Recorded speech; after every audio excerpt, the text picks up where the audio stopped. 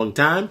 And then one of the cool things, we always talk about how the NBA is ahead of the curve when it comes to almost everything. Social issues, technology. Well, Nike has now joined the party, as you had the Nike Adapt BB shoe come out. It's an auto-lacing basketball performance shoe. Really, really cool. If you haven't checked it out, hop on our Twitter page. We kind of have a retweet of the whole presentation. Definitely make sure you go to Nike.com and check that out as well. But that's really cool, man. You think about Back to the Future when he had the auto-lacing shoes. Yep. Here we are, the year 2019, and finally we have shoes that tie themselves. So I found that to be really, really cool. And before we get out of here, Pat, was there anything else you wanted to add? Yeah, man. One, of course, that sneakers, man. I saw that, and the first thing I thought about was I was like, oh, man, I hope Joe saw this. Because I'm like, man, that's just crazy. Only $350, man. Right. Only $350. I mean, you got to pay to play sometimes. Right, you got to pay to play. Yeah, so just a couple things. You mentioned that some things about the NBA and how they're being interactive. Not sure if anybody else is out there seen it, but I did do with the Washington Wizards. They have a thing which is pretty cool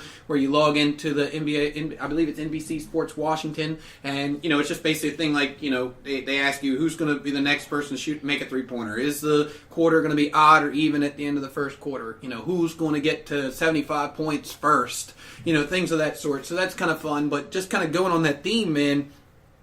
We have a game on Monday where we have the Warriors at the Lakers. And Wednesday, the Spurs at the Sixers.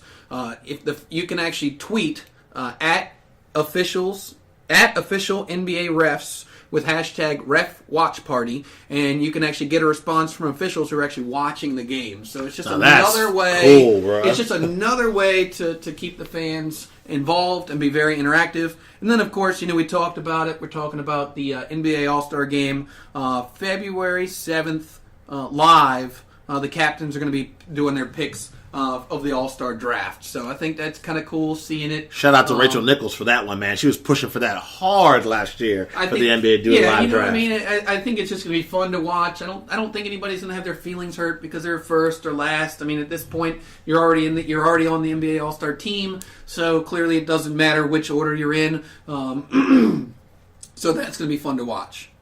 Very, very cool, man. Yeah, so like I said, the NBA is always ahead of the curve. We want to thank you guys so much for tuning in, checking out our show. Like we talked about it before, we are soon to be on iHeartRadio as well as Spotify, so make sure you keep an eye out on that.